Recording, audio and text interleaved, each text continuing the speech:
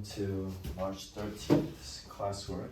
And so what we went over is 3 different scenarios where there is an object that is 2 kilograms and there's a force in the direction 10 newtons. So this is the first scenario. The second scenario is the same object, but now the force is at a angle 30 degrees. Still 10 newtons. And then scenario number 3, it's now getting pulled in this direction, presumably by something like a string. This too being 30 degrees. And so what we're supposed to do was rank these 3 accelerations. And so first, very simple, the net force in the x direction, because we know in the y, it's not moving in the y direction, we know that it cancels out, so it would be 0. It's, if we set up our coordinate point towards, goes like this, then our x, and then our y. You know, I think first we should draw a free body diagram of these 3. And so, just to better help explain, we have the normal force going up, mg, kinetic friction force opposing the direction, and then, oh no, might be the other way around, sorry. So opposing the direction would be going to the left, and then a force, 10 Newton force going that way. Fn. And so that's what we have for our first scenario. What we got over here, we have normal force, our weight, and then a force pushing down this way of 10 newtons, but then the friction force still opposing the direction in which the object's moving, which is it's moving horizontally, so we don't have to worry about the friction in the y. And so the horizontal friction, and then last but not least, for this one right here,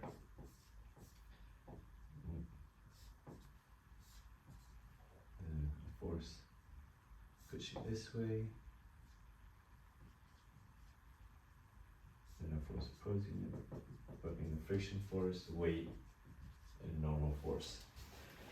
So now we have these three free body diagrams that can help kind of understand our situation. And so we're supposed to rank the acceleration values of the 3 by order. And so let's just start with this one. Since none of these 3, they're all moving horizontally, we could just neglect the force or the force equations in the y direction and worry about in the x direction. And so we get F net equals ma for the x direction, and then we have going in the positive direction 10 newtons of force minus, now we have to find the friction force.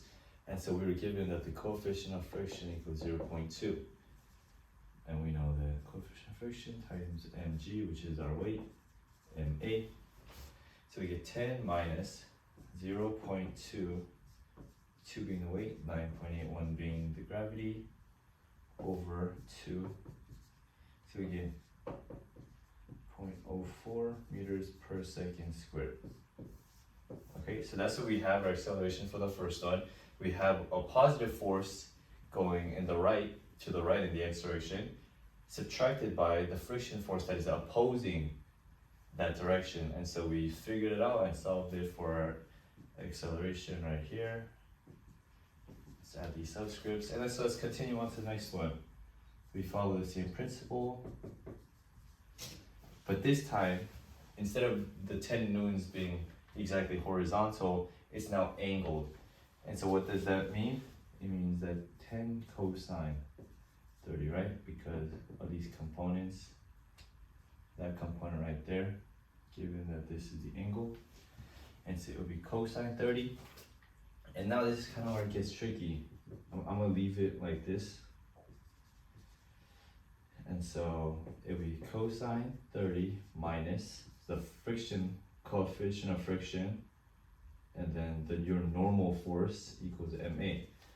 However, in this question, your normal force isn't just your weight, because there's also an additional component of that 10 newtons that is pointing downwards, creating an increase in that normal force, because now it's not just the weight that the ground has to act up and equally oppose against. It's also the force that has a component that pushes down on it as well, the y component. And so it would be 10 cosine 30 minus, so 0.2 being the coefficient of friction, and then 2, which is our weight, times the 9.81. And so up until here is exactly what we did, although this part is different. But other than that, we've been doing the exact same thing. However, now what we got to consider is, in addition to this right here, we have to add to the normal force. And so we add the y component of the 10 newtons, which is 10 sine 30, all over 2, that being the mass.